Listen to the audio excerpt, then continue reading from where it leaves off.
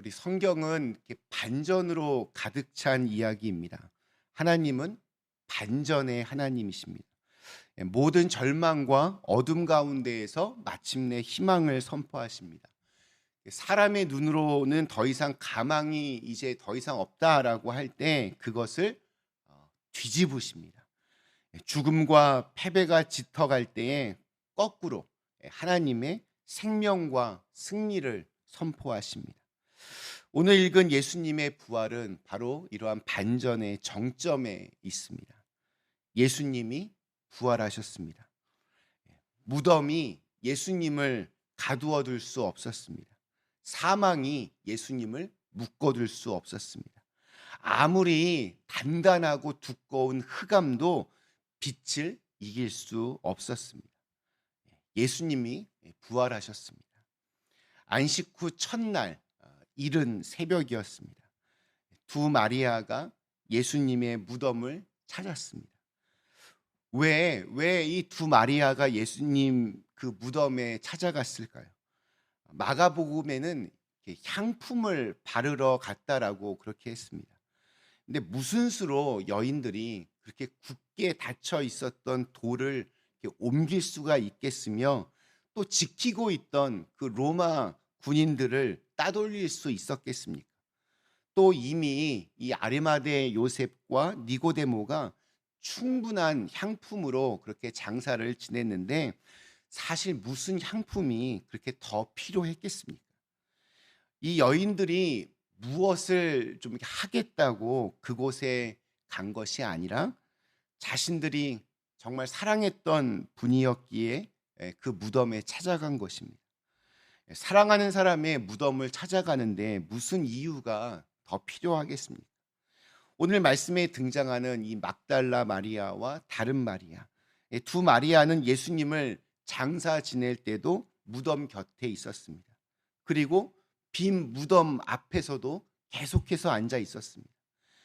두 마리아에게서 우리가 좀 배워야 합니다.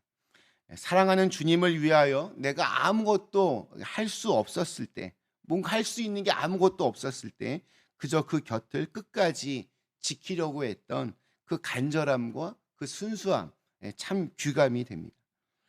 예수님이 부활하신 후에 그 자신의 모습을, 부활하신 그 영광의 모습을 가장 먼저 누구에게 보여주셨습니까? 바로 이 두 여인입니다.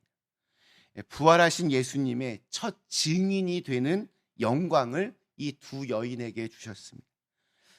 유대인의 법정에서는 여인의 증언은 효력이 없었습니다. 여자이기 때문에 그렇습니다. 당시에 여자란 그 존재가 그런 위치에 있었습니다. 그러나 부활하신 주님은 이 여인들에게 가장 먼저 나타나셨습니다. 그들이 무슨 큰 업적을 남겨서입니까? 아니면 그들이 뭔가 대단한 일을 해서입니까? 아닙니다. 그냥 예수님을 사랑했기 때문입니다. 예수님은 그 사랑에 대한 응답으로 부활하신 그 첫 모습을 이 여인들에게 보여주셨습니다. 우리는 성경에 능통하지 못할 수 있습니다. 기도를 유창하게 못할 수 있습니다. 봉사와 헌금으로 교회에 크게 임하지 못할 수 있습니다. 멀리까지 가서 땅끝까지 가서 복음을 전하지 못할 수 있습니다. 그러나 어느 순간에도 주님만은 바라보고 또 주님만은 사랑할 수 있습니다. 두 마리아가 예수님의 무덤에 갔을 때 주의 천사가 나타났습니다. 주의 천사가 돌을 굴려놓고 그 위에 앉아 있었습니다. 천사들이 돌을 굴린 것은 부활하신 주님을 무덤에서 나오게 하려고 한 것이 아닙니다. 예수님을 찾아온 두 마리아에게 빈 무덤을 보여주시기 위해서였습니다. 천사가 두 여인에게 말합니다. 우리 5절과 6절의 말씀. 천사가 여자들에게 말하여 이르되 너희는 무서워하지 말라. 십자가에 못 박히신 예수를 너희가 찾는 줄을 내가 아노라. 그가 여기 계시지 않고 그가 말씀하시던 대로 살아나셨느니라. 와서 그가 누우셨던 곳을 보라. 그가 누우셨던 곳을 보라라고 했습니다. 예수님은 더 이상 죽음의 자리에 머물 수 없었습니다. 예수님이 말씀하신 대로 살아나셨습니다. 천사는 왜 십자가에 못 박히신 예수를 찾느냐고, 왜 그 말씀하시던 것을 기억하지 못하느냐고 가볍게 책망하고는 그분이 누우셨던 곳을 보고 온전한 믿음을 가지라는 겁니다. 예수님의 말씀은 불가능해 보인다 할지라도 반드시 성취된다라는 것을 믿으라는 그러한 권면입니다. 예수님이 말씀하신 대로 이렇게 다시 살아나셨다면 예수님이 육신을 입고 이 땅에서 행하신 모든 그 가르침들과 말씀과 또 모든 그 행하신 일들이 다 진리라는 것이 입증되는 겁니다.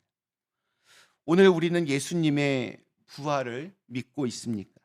그분이 말씀하시던 대로 부활하셨다면 예수님의 다른 모든 말씀들도 믿어야 합니다. 내가 이렇게 느끼지 못할 때라도 주님은 눈동자처럼 우리를 살피시고 또 사랑하신다는 것. 그 어떤 절망적인 상황에서도 주님께 소망이 있음을 지금도 여전히 믿어야 합니다.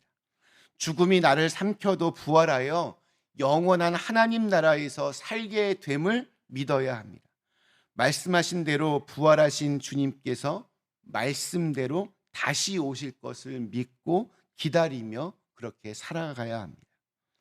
천사는 두 마리아에게 예수님의 부활을 제자들에게 알려주고 주님께서 갈릴리에서 제자들을 기다리실 거라고 그렇게 전해 주었습니다. 이에 두 마리아는 제자들이 모여 있는 곳으로 달려갑니다. 아마도 두려움과 기쁜 마음으로 정말 이 믹스된 필링을 가지고 가슴이 터질 것만 같았을 겁니다. 그때 부활하신 주님께서 이 마리아들에게 나타나셨습니다. 우리 마지막 9절과 10절 말씀이 이렇게 증언합니다.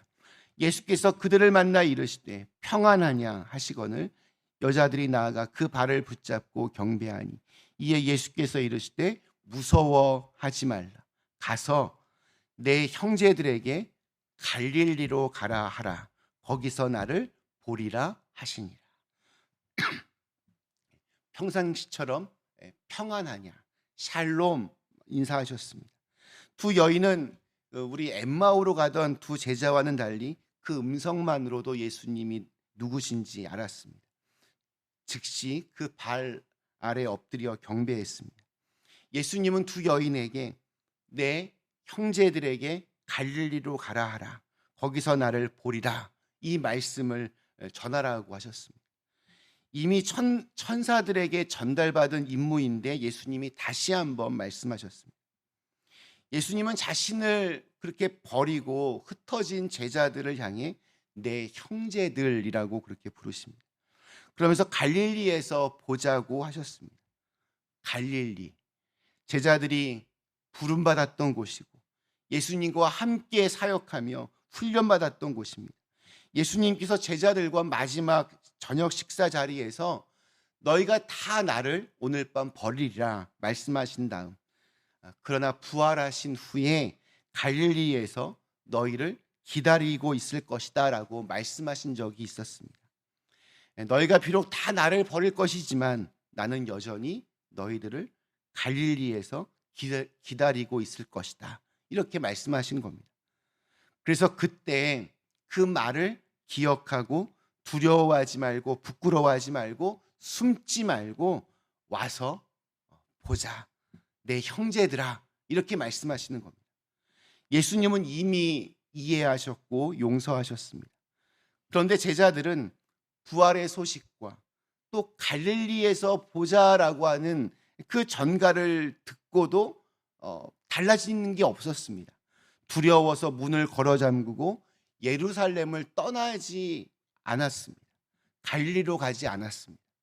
그래서 예수님은 나중에 보면 제자들이 모여있던 그곳에 나타나셔서 평강이 있을지어다 하시고 손과 옆구리를 보여주셨습니다. 그리고 나중에 갈릴리에서 다시 제자들이 다 모여있는 바로 그 자리에서 내가 나를 사랑하느냐, 내 양을 먹이라 말씀하셨고 가서 모든 민족으로 제자를 삼아 아버지와 아들과 성령의 이름으로 세례를 베풀라 이 명령을 제자들에게 하십니다. 그리고 다시 예루살렘으로 돌아가서 예수님은 승천하시고 제자들은 성령을 받아 부활의 증인으로 그렇게 살게 되었습니다.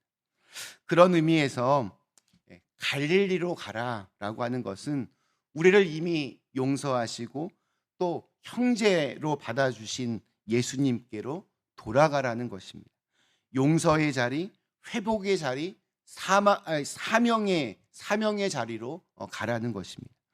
부활하신 주님께서는 우리를 갈릴리에서 기다리고 계십니다.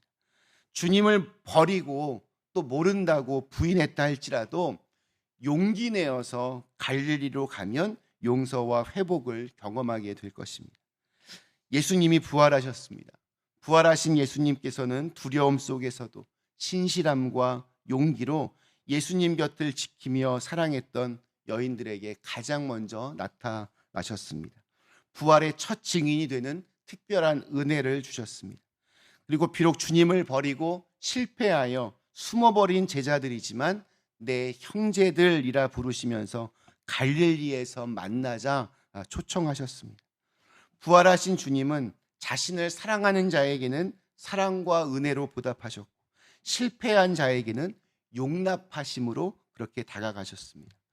오늘을 살아가는 우리 역시 어떠한 경우에라도 주님을 바라보며 사랑하며 살아가고 또 때로는 실패한다 하더라도 갈릴리에서 기다리고 계신 주님을 신뢰하며 용기 내어 가야 합니다. 이 부활의 기쁜 소식이 우리 그린벨 가족들 마음속에 언제나 꺼지지 않는 불꽃으로 이렇게 타오를 수 있기를 간절히 기원합니다. 잠시 함께 기도하시겠습니다.